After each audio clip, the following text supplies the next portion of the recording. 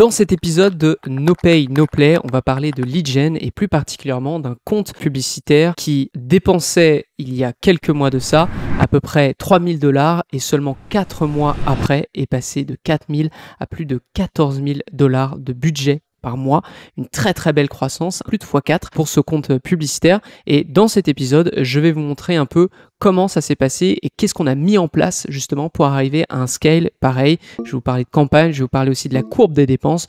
Donc bref, un bel épisode si vous faites de la publicité sur Facebook Ads. On lance tout de suite.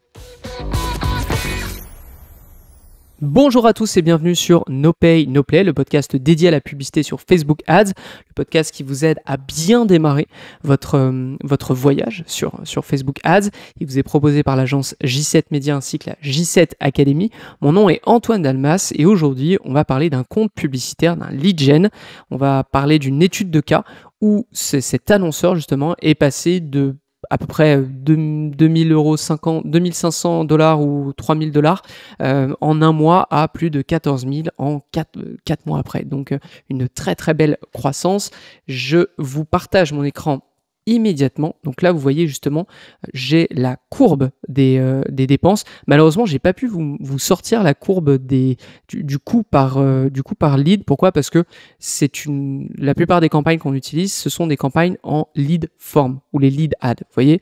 Et sur le ads reporting, donc l'outil que j'utilise justement pour vous sortir les courbes comme celle-ci, eh bien, on ne peut pas la voir. C'est soit le coût par lead, ce qu'on n'utilise pas, soit rien du tout. Donc, j'ai dû faire avec ça. Donc, je vous sortirai moi-même les chiffres à chaque étape. Et là, du coup, l'idée, c'est que à chaque mois, je vais vous dire ce qu'on a fait, ce qui s'est passé et combien était notre coût et justement comment vous pouvez le répliquer de votre côté. Donc, je dois vous faire un petit récap par rapport à cet annonceur parce qu'on n'en a toujours pas parlé.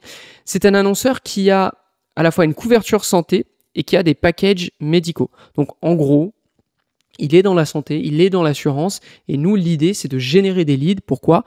Parce que derrière, on veut que ces leads soient mis en relation avec notamment l'équipe commerciale pour cet annonceur. Donc, pour le moment, rien de grandiose, rien de out of the box, si je peux dire.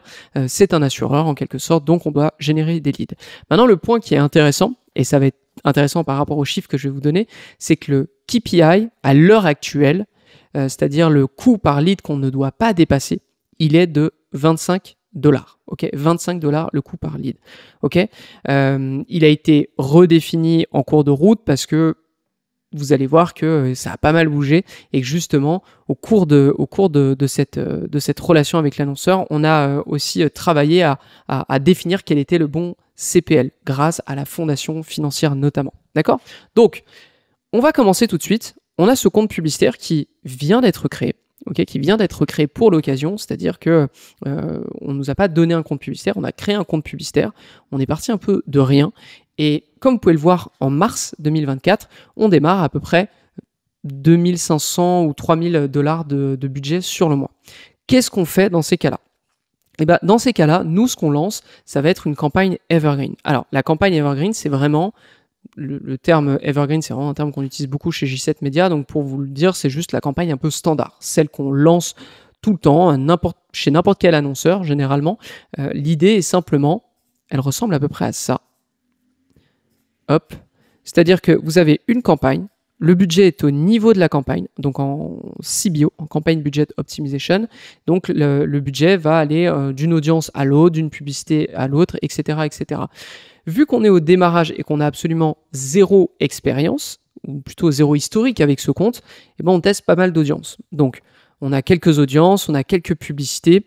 L'idée, c'est vraiment, voilà, c'est où va l'argent ? Est-ce que Meta, si on lui montre quelques éléments, est-ce que Meta trouve quelque chose d'intéressant et commence à envoyer plus d'argent vers une publicité ou vers une audience que l'autre ? L'idée, c'est de trouver des solutions tout de suite. Ok ? Accessoirement, à côté de ça, ce qui va se passer, c'est que on va découvrir qu'il y a des publicités qui fonctionnent bien, on va découvrir qu'il y a des publicités qui génèrent des dizaines de conversions et qui sont à peu près à notre CPL. Et en fait, ce qui va se passer, c'est qu'on va lancer un test. Ok, on va lancer une campagne de test. Alors, la campagne de test est bien différente d'une campagne evergreen. La campagne de test, elle nous permet d'isoler des variables. Parce que si j'ai un conseil à vous donner lorsque vous faites des tests, c'est toujours d'isoler des variables. Une variable, ça peut être un titre. Une variable, ça peut être une publicité en tant que telle. Une variable, ça peut être une offre, ça peut être plein de choses. Pourquoi je vous dis d'isoler des variables?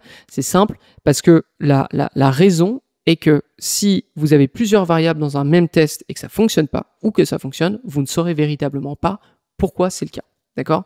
Donc c'est quand même plus intéressant de savoir pourquoi ça a fonctionné, de juste que ça ne fonctionne pas, vous ne savez pas pourquoi ça n'a pas fonctionné, et du coup, vous devez recommencer le test en isolant. Donc faites ça bien dès le départ, isolez vos variables. Et là, le test qu'on va mettre en place pour mars, ça va être des tests de hook. Le hook, vous voyez votre publicité sur Facebook, la toute première phrase, c'est celle qui va apparaître tout de suite sur Facebook, qui va apparaître en dessous du visuel sur Insta. Et en fait, c'est un peu comment dire, c'est un peu l'un des éléments qui attire l'attention. En tout cas, sur Facebook, je trouve que c'est un des éléments qui attire le plus l'attention avec le visuel. Parmi les tests de hook qu'on va faire, on va en avoir du coup plusieurs. Je vous en ai listé quelques-uns là, juste pour que vous compreniez. Vu qu'on a un annonceur, ça va être « Découvrez pourquoi tant de familles font confiance à notre solution. Vous préoccupez-vous constamment de la santé de vos proches ?» Point d'interrogation. « Besoin d'une solution fiable pour assurer la santé de vos proches en… » Et on met le pays en l'occurrence, parce que c'est une assurance qui va venir vous assurer sur des pays très spécifiques. Donc là, l'idée, quand on cite un pays, c'est forcément, si on a des proches qui habitent dans ce pays, tout de suite, ça va nous parler beaucoup plus. Et là, je vous donne un autre conseil. Le hook, c'est un fabuleux endroit, c'est même l'endroit rêvé pour mettre ce qu'on appelle un appel à l'avatar. L'appel à l'avatar, imaginons, je vends des produits pour chiens, comme c'est le cas avec pas mal de clients chez J7 Media, je vais simplement dire vous avez un Golden Retriever, ou vous avez un Jack Russell, ou c'est quoi le terme, possédeur, j'ai oublié le terme français, mince. En gros, juste de dire, si vous êtes dans cette situation, si vous êtes un tel, si vous faites ceci, écoutez la suite. En gros, c'est ça. Et l'appel à l'avatar est hyper important, surtout lorsqu'on travaille sur des zones géographiques très précises. Par exemple, Parisien, ce nouveau truc arrive. Ou Montréalais, regardez ce qui arrive pour vous, ce qui vient d'arriver pour vous. Vous voyez un peu l'idée. Donc on fait pas mal de tests. On a juste 2-3 campagnes, grand max. Et à ce moment-là, on est à 39 $. 39 $ le coût par lead, parce qu'on teste quelque chose, on a justement nos premiers succès. Et là, on va définir que le coût par lead est de 25 $. Okay, donc là, on est un peu au-dessus. Mais on a de très très bonnes pistes. Et vous allez voir que ça va être intéressant. Donc, on a dépassé mars. Okay, mars, juste, on a mis les bases. On a regardé qu'est-ce qui fonctionne, qu'est-ce qui ne fonctionne pas. On a commencé à faire nos petits tests. Et l'idée, c'est que en avril, on passe du coup de à peu près 3000 à, on est à plus de 8000, donc on doit être à 9000 $ de dépensés dans le mois. Là, pour le coup, voici ce qui se passe en termes de coût par lead. On passe à 50 $.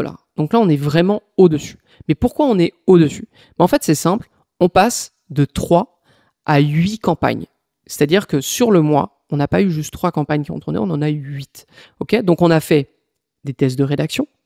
On a fait des tests de hook encore, parce qu'on avait d'autres publicités qui ont fonctionné, donc on les a amenés sur des campagnes de tests de hook. On a testé des créatifs, et pour les créatifs, on a fait une découverte, parce que faut comprendre que l'annonceur nous a donné beaucoup de vidéos longues. Vous voyez, les vidéos longues de 5 à 10 minutes. On les a testées telles quelles, ça ne fonctionnait pas tellement. Et ça, c'est ce que je recommande notamment dans la J7 Academy. C'est que lorsque vous avez des vidéos qui sont longues, essayez de voir si vous ne pouvez pas les segmenter. Si vous ne pouvez pas comment faire plein de cubes, et après, vous jouez avec les cubes. Est-ce que vous en prenez que le début et la fin? Est-ce que vous prenez un cube au début, un cube au milieu, et puis vous les mélangez, et puis c'est fini? Vous voyez l'idée. Donc en fait, nous, ce qu'on a fait, c'est qu'on a pris ces vidéos, qui étaient des vidéos de témoignages principalement, et on en a fait des vidéos de 30 secondes. Et ça a fonctionné super bien. Okay, ça a super bien fonctionné. Accessoirement, on a aussi testé des appels directs avec une force de vente, c'est-à-dire qu'on a utilisé un autre objectif qui n'était pas un lead en soi, mais qui était plutôt appelé immédiatement, qui a fonctionné semi, je dirais. C'était vraiment un test. On l'a encore, mais c'est pas là où est la plupart de notre budget. La plupart de notre budget est en génération de leads. Donc là, ce qui est intéressant, parce que vous allez voir après la suite, c'est qu'on est à 50 $. Donc on est quand même au-dessus du KPI. Pourtant, on a scalé pas mal. C'est pas pourtant, c'est finalement, c'est parce qu'on a scalé pas mal. Et ce qui est intéressant avec le scale, c'est que au début, ça peut faire peur parce que vous avez dépensé beaucoup, mais en fait, il y a un moment où vous faites le ménage. Ok ? Et là, c'est typiquement ce qui va se passer. C'est-à-dire que lorsqu'on va arriver en mai, ici, où on dépense quasiment 14 000 $ sur le mois, on est toujours à 8 campagnes, sauf qu'on a commencé à beaucoup écrémer. Beaucoup, pas écrémer, du coup, c'est pas le terme, mais on a commencé à beaucoup stopper ce qui fonctionnait pas. Et on a scalé ce qui fonctionnait. Donc finalement, tout ce qui nous coûtait trop cher et qui fonctionnait pas a graduellement disparu en faveur de d'autres éléments qui, eux, sont dans les clous et qui coûtent et dont on a augmenté le budget. Donc là, c'est intéressant parce qu'on a fait d'autres tests qui sont d'ailleurs très propices au lead gen. On a fait des tests de Dynamic Creative. Alors, le Dynamic Creative, je vous l'explique, c'est lorsque c'est une fonctionnalité sur Facebook Ads qui vous permet d'avoir dans une audience une seule publicité, sauf que dans cette publicité, vous avez 10 visuels, c'est ça, 5 titres, 5 rédactions, 5 descriptions, etc. etc. Et vous pouvez mettre d'ailleurs plusieurs URL. C'est un élément excessivement intéressant lorsque vous avez eu des visuels qui fonctionnaient par le passé qui commencent à diminuer. Et pourquoi c'est parfait en lead gen? Parce qu'en lead gen, généralement, la redirection est tout le temps la même. Okay, on est tout le temps vers la page d'opt-in. Alors que pour e-commerce, c'est un petit peu plus complexe parce que on a cette problématique de produits différents, à moins que vous ayez énormément d'historique et de succès sur un seul produit avec plein de publicités différentes. Là, dans ce cas, ça peut avoir du sens. Donc, bref, le Dynamic Creative avait du sens à ce moment-là. C'est pour ça qu'on l'a lancé. Et finalement, ça n'a pas donné tant de résultats. Donc, là, pour le coup, la grosse différence sur mai par rapport à avril, c'est que avril, on a jeté plein d'éléments au mur. Et en fait, en mai, on a juste enlevé tout ce qui tombait par terre, tout ce qui nous coûtait trop cher. Okay, et sur juin, et là, c'est ça qui va être intéressant. En juin, on a dépassé les 14 000 $. Et là, ce qui est très cool, c'est que le coût par lead, lui, il est arrivé à 24,69 $. C'est-à-dire qu'on est quasiment dans les clous. Et on est quasiment dans les clous à plus de 14 000 $ par mois. Donc c'est super pour un annonceur comme celui-ci qui avait pas ce genre de croissance avec Facebook Ads, bah ça fonctionne à merveille. Et comment on en est rendu là? Parce qu'on l'avait un peu initié en mai aussi. Enfin, on l'avait initié complètement en mai. Et là, je pense qu'en juillet, parce que là, j'enregistre le 19 juillet, donc c'est pas terminé, mais c'est toujours sur la bonne voie. La grosse différence, le gros test qu'on a mis en place, c'est que ici, on était en France. Okay, de mars à mai, on était en France. Et on avait une très bonne base au final. Je vous l'ai dit, on a testé plein de choses. Donc forcément, dans les tests, il y a des trucs qui coûtent cher, il y a des trucs qui coûtent moins cher. Nous, l'idée, c'est surtout de nous concentrer sur ce qui fonctionne. Et là où ça devient vraiment intéressant, c'est que lorsqu'on a une bonne base, à savoir un pays qui fonctionne bien, une offre qui fonctionne bien, donc quand je dis pays, des audiences qui fonctionnent bien, des créatifs qui fonctionnent bien, sur lesquels on a itéré, sur lesquels on a eu déjà du succès, eh bien, ce qui va être intéressant là, en tout cas pour l'annonceur en l'occurrence, c'est d'ouvrir de nouveaux pays. Et ce qui va se passer, c'est que on va ouvrir de nouveaux pays avec nos meilleures audiences, nos meilleures publicités, adaptées à ces nouveaux pays, et on lance. Et on regarde ce qui se passe. Et ce qui s'est passé, c'est que sur 4 pays testés, donc on avait l'Allemagne, on avait l'Italie, l'Espagne et un autre dont je ne me souviens plus, peut-être le Royaume-Uni, on en a 3 au moins qui fonctionnent très très bien. Donc ça veut dire que ces 3 pays, eux, vont avoir leur propre campagne evergreen, leur propre campagne de test, etc., etc. C'est pour ça que le mois de juillet, à mon avis, va être encore plus élevé parce que on va faire la même chose qu'on a fait en France, sauf qu'on va le faire dans 3 pays supplémentaires. Et là, vous voyez qu'on peut scaler encore plus fort. Je lis un petit peu mes notes. Rendu là aussi, qu'est-ce qui se passe ici? C'est que ça fait déjà 2 mois du coup qu'on scale aussi des éléments qui fonctionnaient de base, qu'on avait trouvé en avril. On a un gros succès sur des vidéos très courtes en fait, ça on l'observe, donc on ne fait que décliner à partir de vidéos courtes qui ont bien marché de base. Comme je vous disais, on a lancé un nouveau pays, on a lancé même 3 nouveaux pays, donc ça a super bien fonctionné. Et du coup, en juillet, on part sur plein de campagnes en Europe. Et l'idée, ça va être de voir si on arrive à scaler, à maintenir ce niveau de scale, surtout à maintenir le niveau de coût par lead. Donc, si je dois faire une petite synthèse de cette étude de cas, de cet annonceur, on avait une bonne compréhension du business et de l'annonceur, un CPL estimé qui était juste et qui était calculé. Pourquoi ? Parce que ça arrive. Ça nous arrive souvent même. Enfin, ça nous arrivait souvent. Maintenant, on fait beaucoup plus attention grâce à des fondations financières. C'est que au cours d'un moment où les gens, enfin, nous, on va scaler pour un compte publicitaire, ça nous est déjà arrivé qu'un annonceur, on en parlait même au début 2024 avec Antoine sur Social Scaling, qui est notre autre podcast, que un annonceur se réveille et se dise « Ah non, mais au final, je peux pas scaler autant, je peux pas scaler autant. » Pourquoi ? Parce que quand on discutait après, on se rendait compte qu'il avait pas bien calculé son coût par lead et qu'en fait, il se rendait compte qu'il n'était pas rentable. Là, pour le coup, ça a été bien calculé. Donc, je peux vous assurer que quand on scale aussi vite, faut plutôt bien être certain de son coût par lead, parce que sinon, vous allez très très vite avoir un problème au niveau de votre entreprise. Ok ? Donc ça, c'était le premier point. Deuxième point, on met les bases. Campagne Evergreen, ça fonctionne. On détecte quelque chose qui fonctionne mieux que les autres. C'est parti. On lance des campagnes de testing, ok ? De testing, on va tester des hooks, on va tester des titres, on va tester des rédactions, on va tester des variantes de la publicité, etc., etc. Là, forcément, en testing, et on était là pour le coup, on était en avril. En avril, on était à peu près à $50 le coût par lead. On a bien scalé, on sait ce qui fonctionne, on sait ce qui fonctionne pas. On commence à couper tout ce qui fonctionne pas et à scaler ce qui fonctionne. Ce qui nous amène en mai, là on a encore scalé, sauf que ça nous coûte moins cher nos coûts par lead, et ensuite en juin où on connaît l'histoire du coup, où là pour le coup, vu qu'on avait un succès en France et que on assurait des pays qui sont pas français, enfin on n'assure pas à la France, on assure des gens qui vivent dans d'autres pays.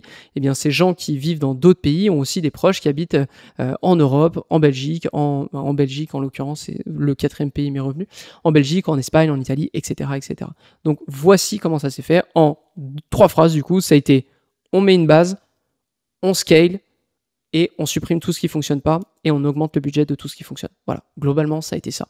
Et évidemment, le point 0, c'est déjà bien calculer son coût par lead et être certain que nos mathématiques, notre finance d'entreprise, elle est correcte.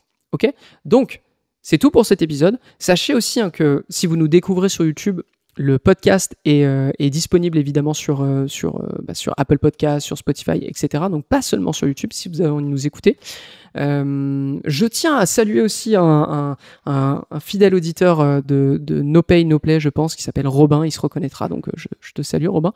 Et quant à tous, écoutez, si cet épisode vous a plu, dites-le nous, faites-le nous savoir dans les commentaires, mettez-nous un petit commentaire, etc., etc. Ça nous fera évidemment très plaisir.